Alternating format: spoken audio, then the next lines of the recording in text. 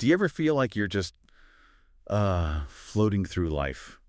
You set these huge, ambitious goals. Yeah, Maybe it's New Year's, maybe before some big project. right. But then the energy just kind of fades, the momentum dies down, and like 6 months later, you look around and you're basically right back where you started. Yeah, feeling no closer to who you wanted to become. Exactly. We all know what we should be doing, right? hmm But the real mystery is, how do we actually make those habits we want automatic so they just stick? Well, I think that happens because we spend all our energy focusing on the outcome, the finish line, and almost none of it actually designing the path to get there. Okay. So today we're doing a deep dive into the framework from James Clear's Atomic Habits. And the core idea really is that the power for major success, it doesn't come from these massive, revolutionary changes. Right, not the giant leaps. No, it comes from tiny, almost insignificant atomic changes, little things that build up, accumulate to produce these really positive outcomes over time. And the math on that, the cumulative effect, it's actually kind of astonishing when you look at it. It really is. Think about a plane flying from New York to Los Angeles. If the pilot adjusts the heading by just 3 degrees, which is barely, 80 inches on the ground at takeoff? Yeah, it sounds like nothing. It sounds like nothing. But they won't land in L.A. They end up somewhere near Tijuana, Mexico instead. Yeah. That tiny, tiny shift, consistently applied, changes the whole trajectory. And that's exactly how our habits work. A small shift in your daily routine, day after day, it changes where you end up in life. But you often only see it years later when you look back. That accumulation, is that why he calls them atomic? Yeah. Because they're small but powerful when combined. Exactly. If you manage to get just 1% better every single day for a year, well, the compounding effect means you end up almost 38 times better than where you started. Wow, 38 times. But the flip side is true, too. If you get 1% worse each day for a year, you end up pretty close to zero. So, the knowledge, the skills, the productivity, it's either compounding for you or things like stress and negative self-talk are compounding against you. There's really no neutral ground. We're kind of programmed culturally to think that massive success needs this huge dramatic action, like a quantum leap. Right, the overnight success myth. Yeah. And we assume if we're not seeing these huge improvements right away, we must be failing. But this whole framework challenges that completely. It says success is the delayed result of daily habits, not these sudden, once-in-a-lifetime things. And that expectation, the one about immediate massive results, that's precisely why almost everyone hits what Claire calls the valley of disappointment. The valley of disappointment. Yeah. Okay, tell me about that. Well, when you start a new habit or a new system, you kind of expect linear progress, right? Like effort in equals results out immediately. Yeah, that makes sense. But real progress, it isn't linear at all. For a long time, sometimes a frustratingly long time, your effort is high, but the results are... Well, they're barely noticeable. Yeah, that's the valley. That's where motivation just tanks. And most people, honestly, they quit right there because the most powerful outcomes of any compounding process, money, fitness, learning, they're delayed. You need patience to push through that quiet phase. Okay, I know I quit trying to exercise last spring, right smack in the middle of that valley. Felt like I was putting in all this work for nothing. So if instant results are basically a myth, and we often quit, what does this mean for, traditional goal setting? Should we just ditch goals altogether? Well, that's the key distinction, isn't it? The mantra here is really forget about goals, focus on systems instead. Okay, goals versus systems. Define that a bit more. So goals are the results you want to achieve, lose 10 kilos, get the promotion. Systems are the processes, the actual things you do that lead to those results. Right. Think about it. If pretty much everyone has the goal of getting fit or getting that promotion, why do only some people actually succeed? It can't be the goal itself, can it? No, because everyone has it. Exactly. Plus, achieving a goal, it only changes your life for a moment. You run the marathon, you get the medal. Awesome. But what happens the week after? Yeah, the motivation often just evaporates. Yeah. Because you did the thing. Right. The outcome's been achieved, so you kind of slip back into old patterns. So the goal gives you that maybe temporary high, that direction. But the system is what actually keeps you going, the discipline. Precisely. Goals are fantastic for setting a direction, giving you something to aim for, sure.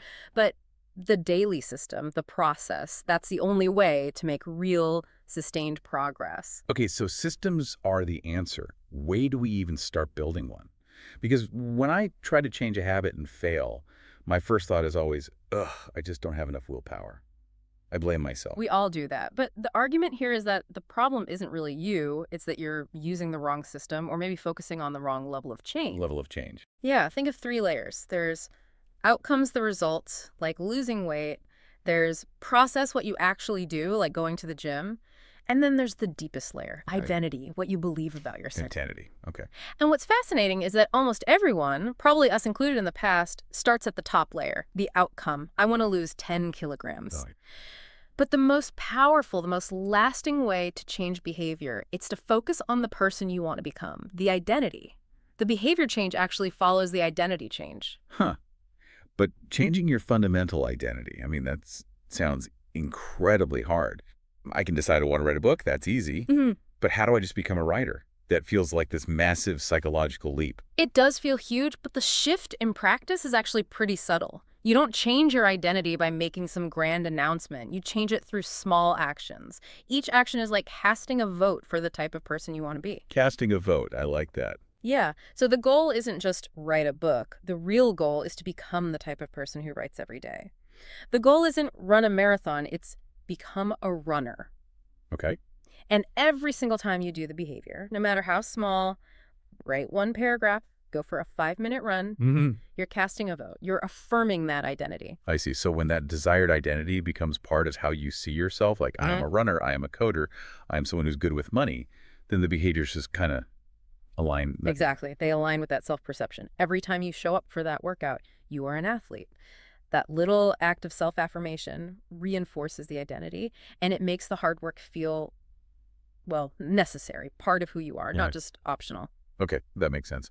So how do we actually operationalize this? How do we build these identity-affirming habits? Well, first we need to understand the basic unit of change, which is the habit loop.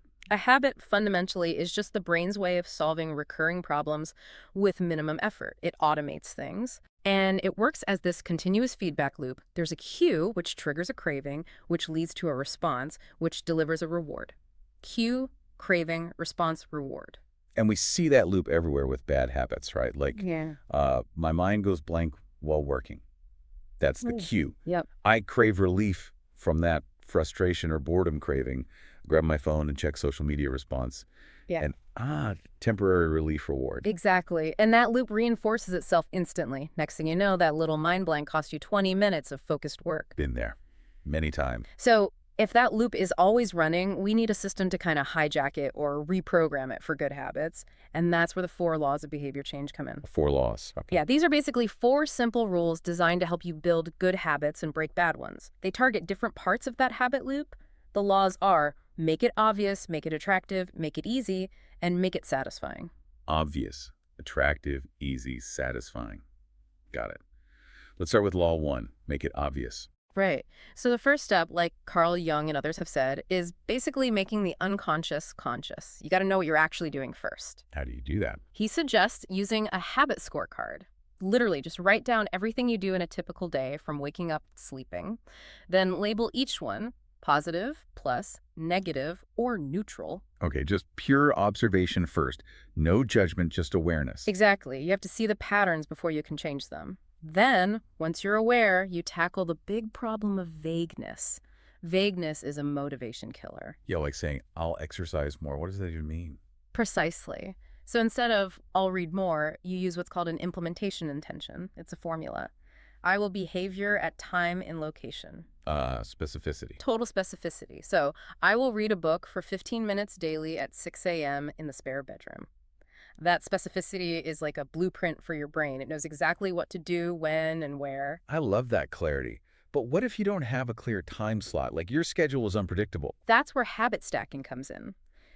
It's a really clever way to bolt a new habit onto an existing one you already do automatically. Okay.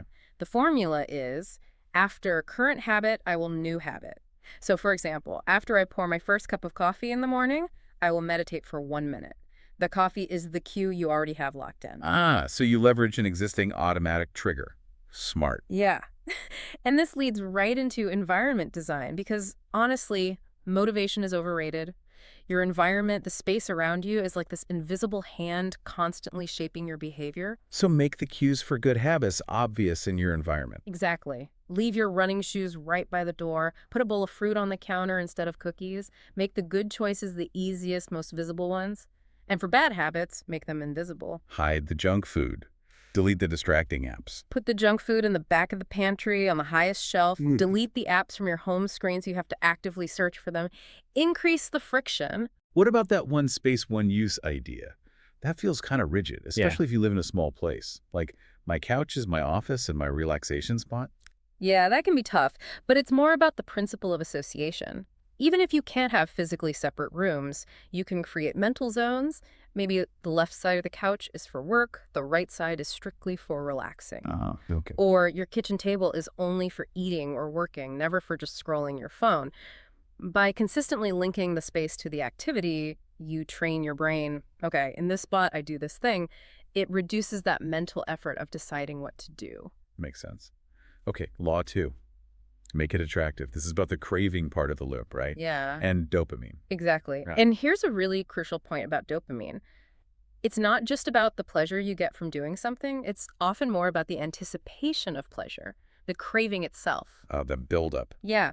Research shows, for instance, that people addicted to gambling get a big dopamine spike before they place the bet. Not necessarily after they win or lose. It's the expectation of the reward that drives the action. So if we can make a habit seem exciting or appealing beforehand. We harness that dopamine anticipation.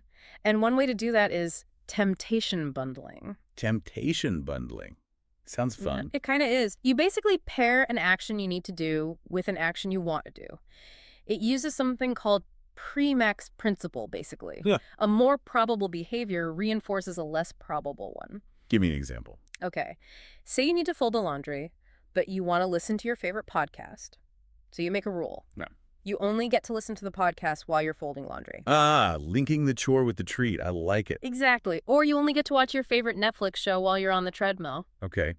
And what if a habit is just inherently difficult to make attractive? Like budgeting. That's where you dig a little deeper. Remember that a lot of our modern habits are just new ways of satisfying ancient primal motivators. Things like connecting with others, reducing uncertainty, achieving status. So checking social media taps into connection and status. Right. Googling something taps into reducing uncertainty. Once you understand the underlying motive the habit serves, you can sometimes find a healthier, more productive habit that scratches the same itch. Or can you just kind of reprogram your brain to make the hard habit feel good? You can certainly try through reframing. Instead of thinking, I have to clean the house, what a waste of time, reframe it as, I get to create a peaceful, clear space for myself. Focus on the benefit, not the chore. Precisely. Saving money isn't sacrifice, it's building future freedom.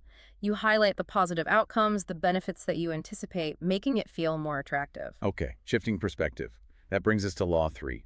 Make it easy. And the key here isn't time, but repetitions. Exactly right. Habit formation is less about how long you've been doing something and more about how many times you've repeated it. Each repetition strengthens the neural pathways, making it more automatic. So we need to make repeating it easy. Which leads us to the law of least effort. Humans are fundamentally wired to conserve energy. The more energy or friction a habit requires, the less likely we are to do it. Like the gym being on your commute versus 20 minutes out of the way. Perfect example. So we need to reduce the friction for good habits. And a key way is priming the environment. Setting things up beforehand. Yep. Lay out your workout clothes the night before. Chop the veggies for dinner right when you get home from the store. Put the book you want to read on your pillow. Make the next action incredibly easy to start. This sounds like it connects to the 2-minute rule. That's the one for beating procrastination, right? Absolutely. It's a fantastic tool. The idea is you scale down whatever habit you want to build into a version that takes 2 minutes or less. So run for an hour becomes. Put on running shoes and stretch for 2 minutes. Read for an hour becomes read 1 page. Do yoga for 30 minutes becomes take out yoga mat. But let's be real. Does anyone actually feel successful just putting on their shoes or reading 1 page? Isn't that almost discouraging? Because the real goal feels so far away. That's a really common reaction, but you're missing the point slightly. The goal of the 2-minute rule isn't to achieve the full habit right away. The goal is to master the art of showing up. Just starting. Anchoring the routine. Exactly. You anchor the beginning of the routine. Once showing up is automatic, putting on the shoes, opening the book, scaling up the difficulty later is much, much easier. You've already overcome the biggest hurdle, starting. Okay, I get it now. Master showing up first. And then for bad habits, we do the opposite.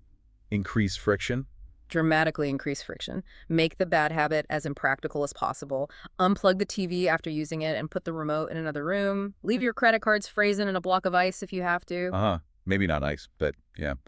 Leave them in the car, perhaps. Perfect. Make it so inconvenient that the law of least effort actively works against the bad habit. All right.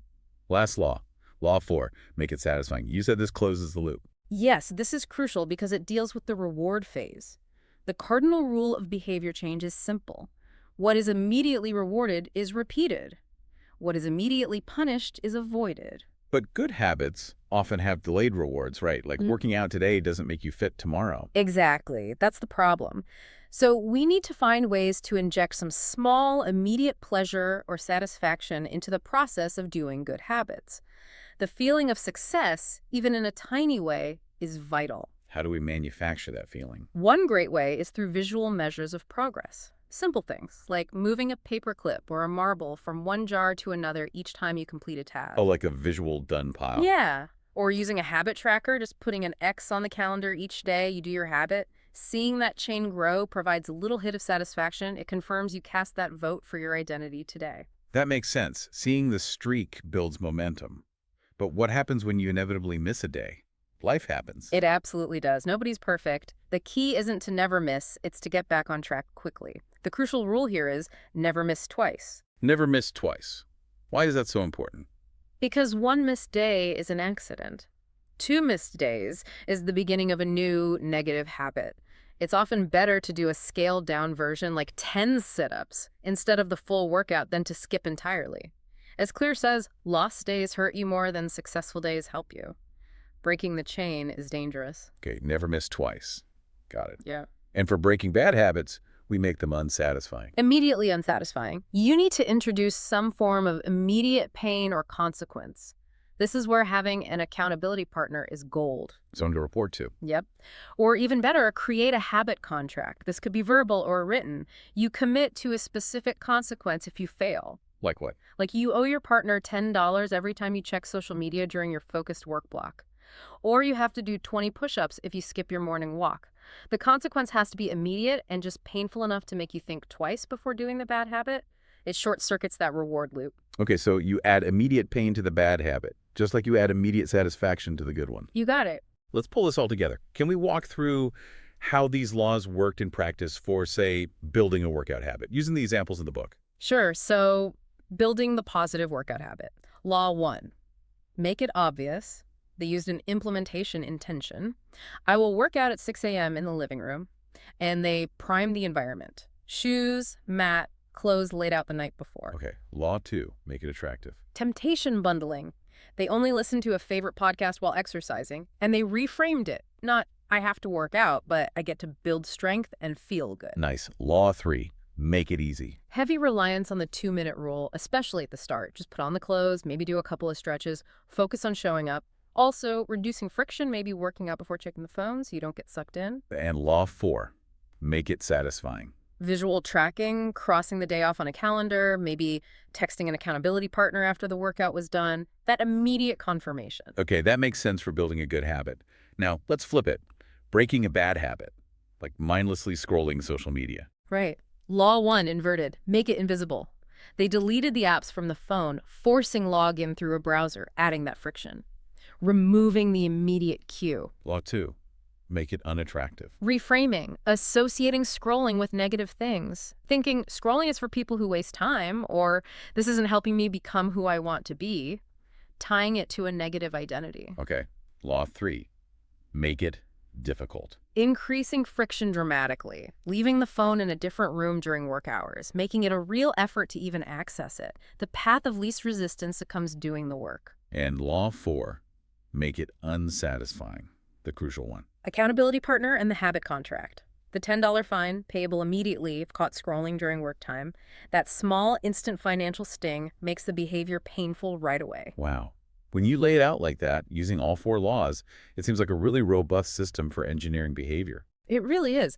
And ultimately, it brings us right back around to that identity layer we talked about. The real goal isn't the outcome, lose 10 kilos, stop scrolling. It's becoming the kind of person who enjoys fitness, who values focus, who doesn't miss workouts. Focus on becoming that person. Focus on becoming that person, cast those daily votes with small actions, trust the system, and crucially, have the patience to get through that valley of disappointment because the biggest rewards are often hidden just beyond it. That really captures the power here. It's about Right. building a life based on these well-designed systems, not just relying on willpower, which we all know fades.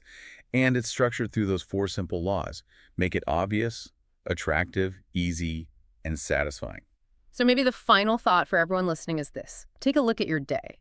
Which totally automatic, unconscious habit, waking up, brushing your teeth, making that first coffee, which one could be the perfect, undeniable trigger cue for the one tiny 2-minute habit that, if you did it consistently, could shift your life's trajectory by those crucial 3 degrees. Just find that one starting point. Start there.